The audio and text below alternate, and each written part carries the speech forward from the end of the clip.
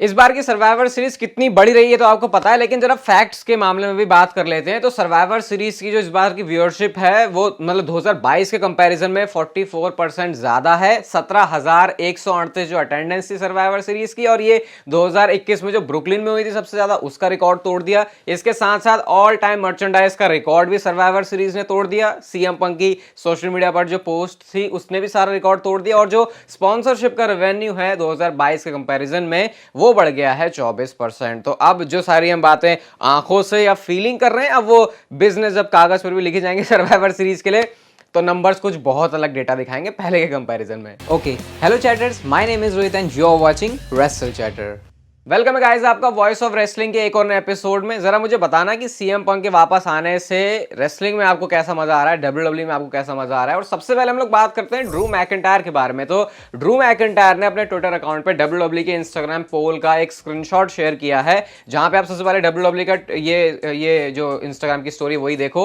Is Drew McIntyre justified his anger, ऐसा खुद वो फैंस से पूछ रहे। तो इस पर जो 74% है फैंस, उन्होंने बोला है यस, और 26% लोगों ने कहा कि नहीं, ये जस्टिफाइड नहीं था। अब ड्रू मैकिंटायर ने इसका जवाब देते हुए ये कहा कि जो 70% फैंस हैं, ऐसा लग रहा है कि वो ज्यादा स्मार्ट हैं जो एक्चुअल में लोग वहां पर हैं उनसे। तो ड्रू मैकिंटायर अपने आप को ऐसे दिखा रहा है भाई मैंने कहीं से कुछ भी गलत नहीं किया। और ड्रू मैकिंटायर का कैरेक्टर मैंने कल रॉ वाली वीडियो में भी बोला था, भाई ये बंदे को देख के समझ नहीं आ रहा है, ऐसा लग रहा है कि काम तो सही कर रहा है लेकिन सही बंदों से पंगे ले रहा है। इसको सही से हील भी नहीं दिखा रहे, इसको सही से फेस भी नहीं दिखा रहे। तो अभी जब और कैरेक्टर डेवलपमेंट हमको दिखेगी ड्रू मैकिंटायर की, तो उसको देखने में मजा आएगा। अभी नेक्स्ट देखते भी हैं कि वो किससे उलझना चाह रहे हैं। सेथ रॉलिंस की वर्ल्ड हेवीवेट चैंपियनशिप उनको चाहिए, तो उसको कब तक वो और कैसे चेस करते हैं, और क्या इवेंचुअली उनके पास वो चैंपियनशिप आ रही है या फिर नहीं।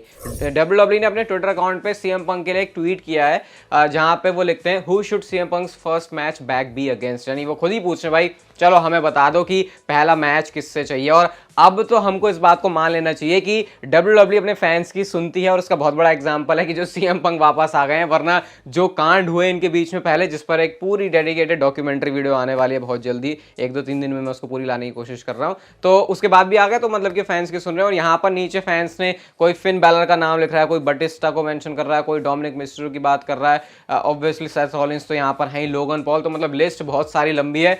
हर एक रोस्टर का सुपरस्टार जिसको फैंस पसंद करते हैं, हर कोई अपना अपना यहाँ पे जो रिप्लाई है उसको कर रहा है। बट इंटरेस्टिंग ये है कि डब्ल्यूडब्ल्यूई खुद पूछ रही है फैंस से, बट कहीं ना कहीं डब्ल्यूडब्ल्यूई के दिमाग में क्या है ये बात हमको अच्छे से पता है। मंडे नाइट रॉ के प्रोमो में सीएम पंक, जिसमें मैंने आपको बताया भी था कि सीएम पंक ने अपनी वाइफ एजे ली को मेंशन किया था, जो कि फॉर्मर डब्ल्यूडब्ल्यूई सुपरस्टार रह चुकी है। और मैंने आपसे बोला भी था कि अगर डब्ल्यूडब्ल्यूई कुछ ऐसा प्लान करती है तो अब कोई इशू नहीं होने वाला, सिंपल से वो आ सकती है वापस। लेकिन इसके बारे में पीडब्ल्यू इनसाइडर का ये कहना है कि ऐसा कोई भी डिस्कशन नहीं चल रहा है इस समय डब्ल्यूडब्ल्यूई में कि उनको एजे ली को वापस आना है। लेकिन हाँ, अगर कोई कॉन्ट्रैक्ट साइन नहीं हो रहा, सिर्फ एक अपीयरेंस कैमियो वाले तरीके से एजे ली को जरूर वापस लाया जा सकता है।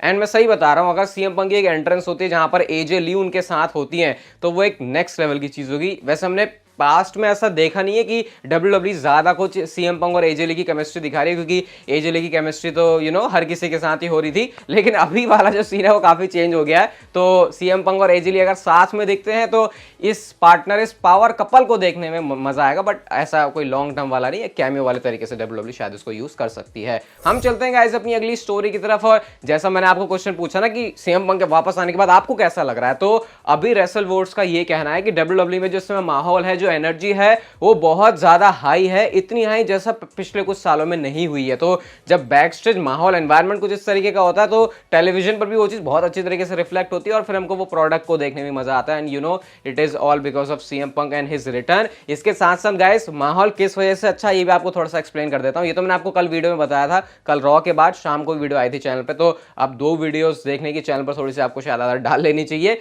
तो सीएम पंक वापस आए तो बैक स्टेज मैंने आपको ये तो बताया था कि वो फैंस के साथ मिल रहे थे, जब इवन लोग वहां से जाना शुरू हो गए थे, लेकिन तब भी रिंग साइड पर वो सारे लोगों से मिल रहे थे। But back stage CM Punk के बारे में ऐसा लोग सोच के बैठे थे कि सीएम पंक आएगा, ठीक है आएगा, अपनी कार में निकल जाएगा। लेकिन सीएम पंक ने बैक स्टेज जो सुपरस्टार्स हैं, जो टैलेंट्स हैं, उनके साथ बात करी, अच्छे से वो टाइम उन्होंने उनके साथ स्पेंड किया। इवन जो लोग खुश नहीं थे सीएम पंक के वापस आने से, सीएम पंक से बात करने के बाद उनका भी जो पर्सपेक्टिव है, उनकी भी जो थॉट प्रोसेस है, उनकी भी जो थिंकिंग है सीएम पंक को लेके, वो चेंज होगी, और वो भी अच्छा फील कर रहे हैं कि ये बंदा वापस वापस आ गया। और जैसा सीएम पंक ने अपने प्रोमो में बोला था कि अब मैं एक डिफरेंट इंसान हूं, तो वो चीज वो कर रहे हैं। मतलब प्रोमो में सिर्फ वो चीज बोलने के लिए नहीं थी, एक्चुअल में बैक स्टेज जो चीजें हैं वो भी वैसे ही फील कर रहे हैं। तो बड़ा अच्छा माहौल है इस समय। ऐसा वो कंट्रोवर्शियल वाला एंगल या फिर सीएम पंक आते ही कुछ कांड कर देंगे, वैसी पॉसिबिलिटी तो अभी दूर दूर तक भी नजर नहीं आ रही। अगली स्टोरी है AEW सीएम पंक की कंट्रोवर्सी, WWE की पुरानी कंट्रोवर्सी से रिलेटेड। तो बहुत सारे लोगों का ये क्वेश्चन है कि यार सीएम पंक का AEW में जो कुछ हुआ, हमने टोनी खान की साइड से तो सुना कि उन्होंने कहा था भाई ये बंदा मेरी लाइफ के लिए थ्रेट बन गया था, इसलिए मैंने इसको निकाल दिया। लेकिन सीएम पंक ने इसके बारे में कुछ कमेंट नहीं किया अपने WWE प्रोमो में, या फिर किसी भी तरीके से कोई मेंशन नहीं था। तो इसके बारे में ये अपडेट है कि सीएम पंक ने वो सारे ड्रामा को पीछे रख दिया है। यहां पे मोस्ट लाइकली कभी भी वो इस चीज को एड्रेस भी नहीं करने वाले। और वैसे भी WWE के प्रोमो में तो उस चीज का सेंस बनता नहीं था, क्योंकि उनका WWE से अलग कांड था। तो द स्टोरी वॉज कि सीएम पंक 2014 में निकले थे और 2023 में वापस आए। तो WWE के लिए सिर्फ यही कहानी है। AEW वाली चीजों से वैसे भी WWE को क्या लेना देना है, WWE के प्रोडक्ट में AEW वाली चीज को मेंशन करके कोई लेना देना था नहीं। तो अगर आज से कुछ टाइम बाद किसी एक इंटरव्यू में बैठ के सीएम पंक से कोई सवाल पूछा जाए तो क्या पता तब वो इस बात का आंसर कर सकते हैं। लेकिन वैसे उनका ऐसा कुछ भी प्लान नहीं इस ड्रामा के बारे में, इस कंट्रोवर्सी के बारे में बोलने का। AEW के साथ जो भी वो इन सारी पुरानी चीजों से बहुत ज्यादा आगे आ चुके हैं, जो कि बहुत अच्छी बात है। अगली स्मैकडाउन के शो के लिए भी गाइस बिल्कुल प्रिपेयर हो जाओ। आपको क्या लग रहा है, मंडे नाइट रॉ में ही सिर्फ मजा है? क्योंकि WWE ने रैंडी ऑर्टन को एडवर्टाइज कर दिया है, अनाउंस कर दिया है बार्कलेज सेंटर न्यूयॉर्क से, जो इस हफ्ते का स्मैकडाउन का एडिशन होने वाला है। व्हाट्सएप पे अगर आप होगे तो इस चीज को मैंने कल रात में ही शेयर कर दिया था। तो रैंडी ऑर्टन का स्टेटस अभी बहुत मस्त लग रहा है कि वो रॉ में भी आ रहे हैं, स्मैकडाउन में भी आ रहे हैं। ये कुछ फ्री एजेंट जैसा उनका सीन लग रहा है। अभी तो ये देखना जरूरी है हमको कि जैसा उन्होंने बोला भी था कि वो आगे किस तरीके से चीजों को देख रहे हैं। जजमेंट डे भी एक तरफ है, ब्लड लाइन भी एक तरफ है, रॉ में भी आ रहे हैं, स्मैकडाउन में भी आ रहे हैं। तो ऐसा लग रहा है कि इतने टाइम से जो उनको थोड़ा सा रस्ट हो रहा होगा ना कि वो WWE टेलीविजन से गायब है, उसको वो आते ही कुछ टाइम में बहुत जल्दी से अच्छा दोबारा से फील करना चाहते हैं। और स्मैकडाउन की बात कर ही रहा हूं तो आपको ये बता देता हूं कि लोगन पॉल भी होने वाले, sorry United states champion Logan Paul भी होने वाले हैं स्मैकडाउन में। तो डेफिनेटली स्मैकडाउन तो बढ़िया ही होने वाली है। मंडे नाइट रॉ से आप ये देख सकते हो, रैंडी ऑर्टन जब अपना वो सिग्नेचर पोज कर रहे होते हैं तो यहाँ पे ऑब्वियसली सुनाई नहीं दिया, लेकिन अगर आप उनके लिप्स को पढ़ने की कोशिश करोगे तो यहाँ पर रैंडी ऑर्टन कहते हैं कि बहुत टाइम के बाद वो ये कर रहे हैं और वो उस फीलिंग को लेना चाहते थे। और ये अपना जो वो पोज है उसको करने से पहले रैंडी ऑर्टन एक्चुअल में इमोशनल हो गए थे। और हम इस इंसान के बारे में कभी कभी लोग ऐसे बात करते हैं कि भाई, मतलब बोलते नहीं कि यार बंदे को सिर्फ पैसे से लेना देना है, ये WWE लॉयल गाय इसीलिए क्योंकि यहाँ पे इसको ज्यादा मनी मिलती है, ऐसी बातें मैंने सुनी है। लेकिन जब आप ऐसी चीजें देखते हो तो आपको वो जो रियलिटी है, जो एक्चुअल में उस इंसान के, उस सुपरस्टार के, उस वाइपर के इमोशन क्या है वो यहाँ से पता चलते हैं। और वो देख के लगा भी था यार सही में इतने टाइम बाद दोबारा से रैंडी ऑर्टन ऐसा कर रहे हैं, वो बड़ा कूल मूवमेंट था। मंडे नाइट रॉ हम सारे के सारे लोग जो क्रेडिट है उसका ट्रिपल एच को दे रहे हैं, ट्रिपल एच ने ऐसा कर दिया, जो कि बिल्कुल सही बात है। लेकिन इस हफ्ते के मंडे नाइट रॉ से एक इंटरेस्टिंग बात आई है और बड़ी मुझे अटपटी लगी सुनने में कि ट्रिपल एच ने इस हफ्ते का जो मंडे नाइट रॉ का एपिसोड है उसको नहीं चलाया था, ये चलाया गया था ब्रूस प्रिचर्ड की तरफ से। और जो सारा जो कंट्रोल है वो ब्रूस प्रिचर्ड के पास था। एंड ऑब्वियसली ट्रिपल एच नहीं थे शो पर, ये सुनना मेरे थोड़ा सा अजीब है। बट मैं सही बताऊं ये नहीं मान सकता कि ये मतलब ऑब्वियसली ट्रिपल एच ने सब कुछ लिख दिया और उसके बाद जो ऑनगोइंग्स चल रही होंगी बैक से उसको हैंडल करने का काम था ब्रूस प्रिचर्ड का। लेकिन यस, इन दोनों के कोलैबोरेटिव एफर्ट से ये वाला कमाल का मंडे नाइट रॉ का एपिसोड प्रोड्यूस किया गया है। तो ब्रूस प्रिचर्ड के ऊपर भी भरोसा किया जा सकता है आने वाले टाइम में ट्रिपल एच के साथ साथ, अगर वो मिलकर काम करते हैं। हम चलते हैं गाइस अपनी अगली स्टोरी की तरफ। और ये आपको सुनने में थोड़ी सी डिसअपॉइंटिंग लगेगी कि सीएम पंक का जो मंडे नाइट रॉ का प्रोमो है वो जैसा होना था वैसा हुआ नहीं। आप सोचेंगे ये कैसी बात है, तो ये ऐसी बात है कि सीएम पंक के प्रोमो के लिए टाइम कम हो गया था एंड में जाके, और इसकी वजह से जो उनका प्रोमो है उसको शॉर्ट करना पड़ गया।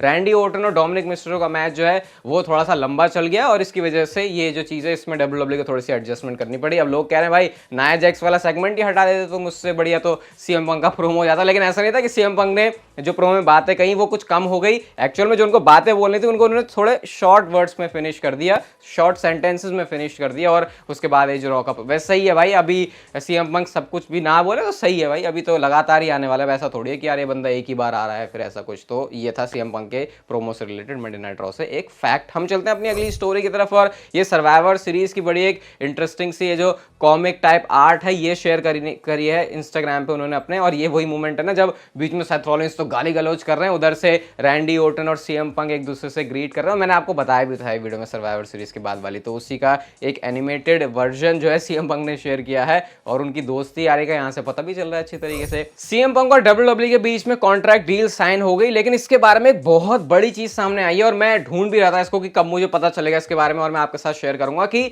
सबसे पहला इंसान कौन था जो कि सामने से गया था कॉन्ट्रैक्ट बनाने, ऑफर बनाने, या फिर पार्टीज के बीच में कुछ साइन वाइन करवाने के लिए। तो ऐसा पता चला है हमको स्पोर्ट्स इलस्ट्रेटेड की तरफ से कि सीएम पंक वो पहले बंदे थे जिन्होंने डब्ल्यूडब्ल्यूई के पास वो गए, और इवन वो इतने ओपन थे कि उन्होंने बोला डब्ल्यूडब्ल्यूई जो भी चीज सामने से बोले उसको अच्छे से सुनते हैं, दोनों पार्टीज अग्री करती हैं, उसके बाद फिर जो कॉन्ट्रैक्ट है वो साइन होता है सीएम पंक का डब्ल्यूडब्ल्यूई के साथ। And now we can see कि सीएम पंक डब्ल्यूडब्ल्यूई रिंग में है। तो ये अब मतलब इससे आई थिंक समझ में आना चाहिए, क्योंकि जो ईगोमेनियक बोला जाता था सीएम पंक को कि भाई ये बंदा ऐसा है, अगर बंदा खुद सामने से जाके डब्ल्यूडब्ल्यूई के सामने ऑफर कह रहा है कि चलो कुछ करते हैं, तो फिर ये बहुत बड़ी बात है। और अब मैं इस बात पर और ज्यादा बिलीव कर सकता हूं कि जो माहौल इतना स्मूथ है अभी सीएम पंक को लेके बैक से, या फिर जो उनके बारे में बताया जा रहा है कि वो चेंज हो चुके हैं, जैसे उन्होंने खुद बोला, एक्चुअल में ये बात को वो मीन भी करते हैं। वरना सीएम पंक मेरी नजर में वैसा इंसान बिल्कुल भी नहीं है जो कि खुद से सामने से जाता, बट इस बार सीएम पंक ने ये किया तो अच्छी बात है। ये dean Ambrose, John Moxley, CM Punk, ये अभी जब सब कुछ हुआ है सीएम पंक का रिटर्न, उसके बाद से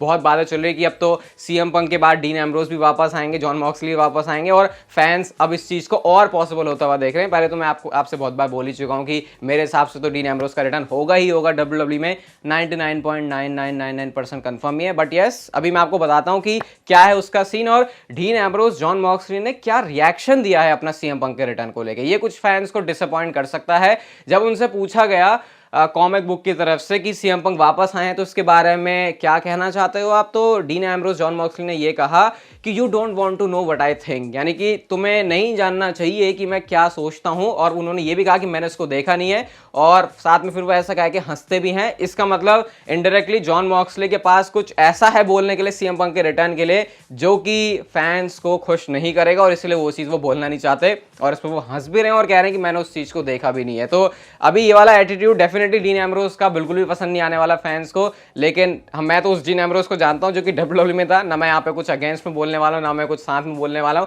आप क्या सोचोगे इस बारे में? और जहां तक बात रही डीन एम्ब्रोस के रिटर्न की, तो देखो मैं आपको कई बार बता चुका हूं चैनल पे, इवन मैंने पूरी डेडिकेटेड वीडियो भी बनाई है, ऊपर आई बटन पर होगी, पूरा सब कुछ आपको उसमें समझ में आ जाएगा क्या डीन एम्ब्रोस के रिटर्न का स्टेटस है। तो ये उनका कहना था सीएम पंक के ऊपर, और एक तरफ फैंस बोल रहे हैं कि भाई डीन एम्ब्रोस भी अब नेक्स्ट आएगा, लेकिन डीन एम्ब्रोस की तरफ से फिलहाल चल रही है कुछ ऐसी बातें। लेकिन हर एक इंसान होता है चेंज, वो हमने सीएम पंक के साथ भी देखा है। आज की next and final story CM Punk और रोमन रेंज से रिलेटेड है। तो कल चैनल पर जो शाम को वीडियो आई थी रॉ के बाद, नहीं देखी जाके तो अब भी देख लेना, और बोल रहा हूं 2 वीडियोस की आदत डाल लो। रोमन रेंज और सीएम पंक का प्लान मैंने डिस्कस किया था कि कैसे वो आने वाले टाइम में उसका होने का भाई वो चीज है ही है। लेकिन अब डर्ट शीट की तरफ से भी रिपोर्ट आ गई है, स्पोर्ट्स इलस्ट्रेटेड की तरफ से, उन्होंने ये कहा कि अभी डब्ल्यूडब्ल्यूई प्लान कर रही है रोमन रेंज और ये सीएम पंक की फ्यूड को इन फ्यूचर के लिए। बट करंटली अभी ऐसा नहीं कि सीधा डब्ल्यूडब्ल्यूई इस चीज के ऊपर आने वाली है। जो पहला स्पॉट है वो बिलोंग करता है सेथ रॉलिंस के लिए। तो अभी ये क्लियर है भाई, ये बस अब डर्ट शीट की तरफ से आ गए तो उसके ऊपर एक ठप्पा लग गया कि यस, रोमन रेंस और सीएम पंक का मैच भी होगा किसी दिन डब्ल्यूडब्ल्यूई में। इनकी फ्यूड, इनकी स्टोरी लाइन, पॉल हेमन का रोल किस लेवल पर होगा, ये सारी चीज हम लोग सिर्फ इमेजिन ही कर सकते हैं। और इस इमेजिनेशन को करते करते अगर आपको मजा आया तो इस वीडियो को लाइक कर देना, शेयर कर देना अपने दोस्तों के साथ में जो डब्ल्यूडब्ल्यूई का कंटेंट पसंद करते हैं। और तब तक आप जिंदगी के मजे लो, वरना पता है ना जिंदगी आप समझ ले लेगी।